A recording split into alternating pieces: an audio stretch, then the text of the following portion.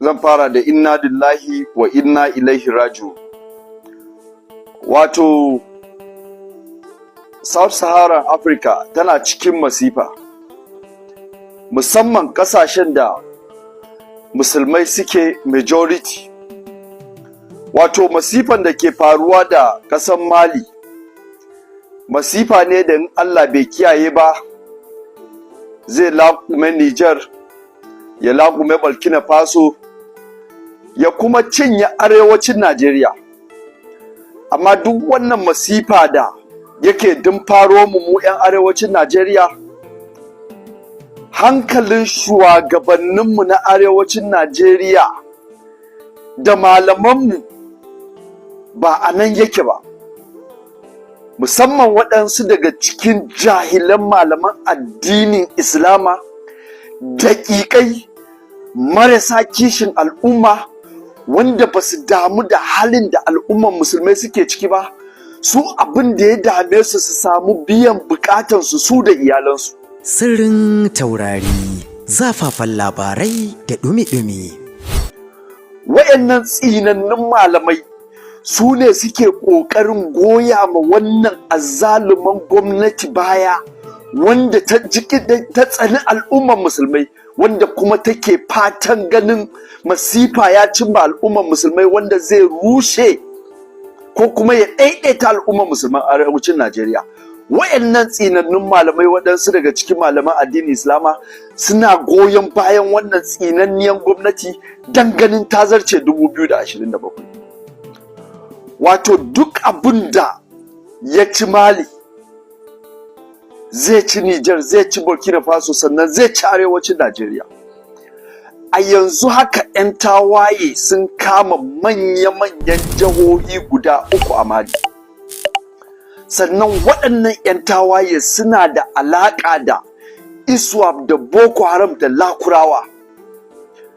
Lakurawan nan suna nan a jihar Kebbi, Sokoto, Zamfara, Niger.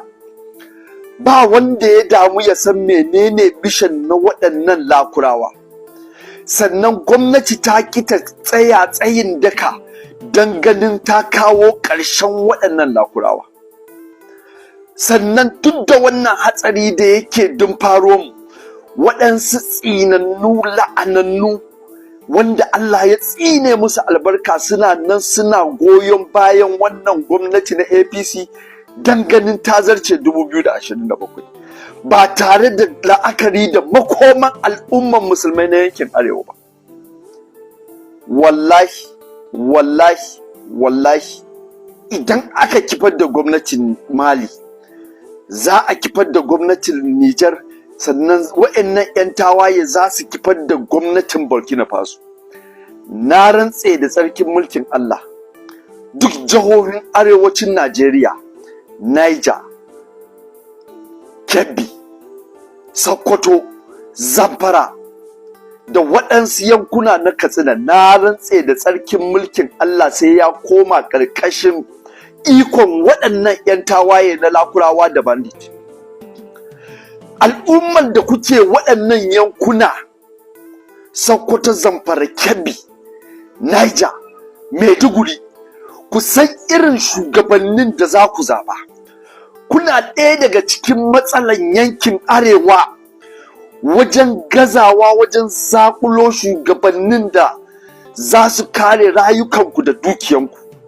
Shugabannin da suke zaluntanku sama da shekara 20, har yanzu saboda munafinci su suke mulkanku, sannan sun kasa kawo sauyi ta fuskan zaman lafiya a yankin arewa.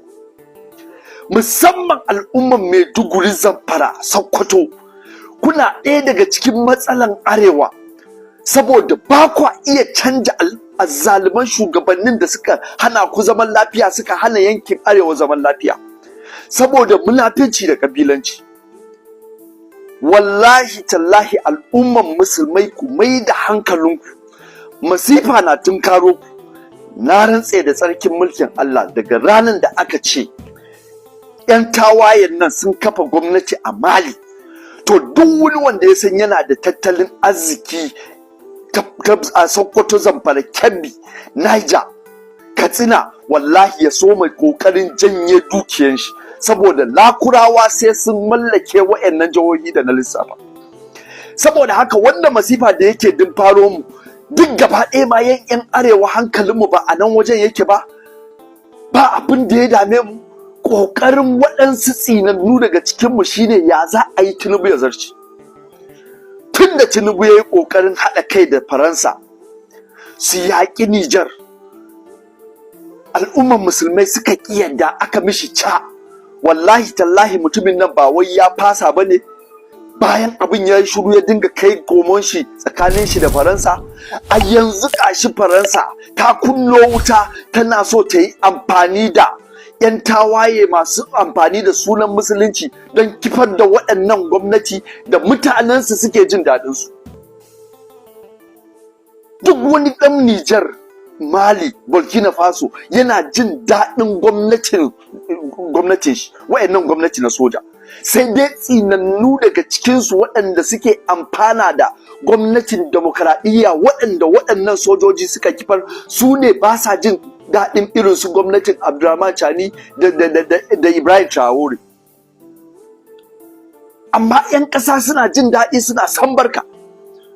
Mu 'yan Najeriya muna fama da masifan rashin tsaro, koma bayan tattalin arziki, talauci da yunwa. Sannan waɗansu daga cikin tsinannun malamai wanda Allah ya tsine musu albarka, wanda ba za su gama lafiya ba, wanda suka yi tsufan banza, suna goyon bayan wannan gwamnati na Bola Ahmed Tinubu, suna fatan ta zarce 2027 ba tare da la'akari da zaluncin da ake ma al'ummar musulmai ba. An kashe mutane a Tudun Biri, an kashe musulmai a Jos, an kashe a Benin, ba wani diyya ba komai. Amma duk lokacin da aka taba abokanan zaman mu, za a kasa mana adalci. Mu duk lokacin da aka taba su, ransu shine rai, za a ɗauki diyya a biya. Duka shugabannin nan da suke APC da malamai, ku fito ku gaya mana nawa gwamnatin tarayya ta biya diyya a Tudun Biri, nawa ta basu? Mutanen da aka kashe a Edo aka kona su, nawa aka biya diya? Amma a yanzu rikicin Rukuba an kashe Kiristoci ba su kai 20 ba, da ma musulmai a ciki. Gashi ana kishin cewa shugaba ya kasa ya ɗauki naira biliyan 2 ya basu. Ku rayukanku al'ummar musulmai kun yadda ku mutanen banza ne, daƙiƙai, gidadawa waɗanda ba su da alƙibla, ba ku da murya ɗaya, wanda hakan ya sa gwamnatin demokaradiyyar nan ta raina ku. Waɗansu daga cikin malaman nan jahilai, daƙiƙai, gidadawa wanda duniya ta bari da su, ba su da tunani, ba su da kishin al'ummarsu, su ne suke ƙoƙarin ganin sai wannan gwamnati ta zarce. Saboda tsinannu ne su, la'anannu ne su, duk da raina al'ummar musulmai da wannan gwamnati na APC ta yi. Kuma a haka zaka ji mutum yana ce maka shi ahlus sunna ne, wanda da kuma aka haɗa kai ana cutar da al'ummar musulmai, aka raina al'ummar musulmai, aka maida al'ummar musulmai ba komai ba a wannan ƙasa. Kaga tsohon banza ba gidaje wawa tankwali wai yana ƙoƙarin gaya ma mutane su za su goyi bayan wannan gwamnati don ta zarge 2023, saboda tsinanne ne shi, la'ananne. Duk wani mutum mai kishi da hangen nesa wanda yake da kishin al'ummar musulmai ba zai yi sha'awan wannan gwamnati ta dawo ba 2027. Me al'ummar musulmai suke so? Adalci, a kare rayukanmu da dukiyarmu. Duk lokacin da aka cutar da mu ma yanda ake ma Kiristoci adalci, a mana adalci. Amma duk wannan abun babu, saboda waɗansu daga cikin wannan malamai la'anannu ne, tsinannu ne. Duk da haka ba sa la'akari da rashin adalcin da wannan gwamnati ba ta ma al'ummar musulmai, har yanzu wai suna ganin za su tallaka wannan gwamnati. Mutum nawa aka kashe a Zamfara, nawa aka kashe a Sokoto, nawa aka kashe a Katsina? Me laifinsu? Su suka gaza samun da kansu tsaro? Hakkin gwamnati ne ta kare rayuka da dukiyar al'umma. Ta gaza ana kashe al'ummar musulmai kullum a wannan ƙasa da Kiristoci. To amma me muke so? Duk lokacin da aka kashe al'ummar musulmai a mana adalci, duk lokacin da aka kashe Kiristoci a musu adalci. Amma mu wannan adalcin ma in an kashe mu babu, jinin mu ya zama abun banza. amma haka waɗansu tsinannu la'anannun matasa na arewa suke ganin za su tallata wannan gwamnati 2027 don ganin ta kai ga nasara. To ku sani cewa jinin al'umman musulmai zai kwarara bayan kun kawo wannan gwamnati, sannan da yawan jihohin arewa za su koma hannun waɗannan 'yan ta'adda na lakurawa. Duk abin da ya faru da al'umman arewa alhaki a wuyanku, tunda ku ba ku san abin da kuke yi ba.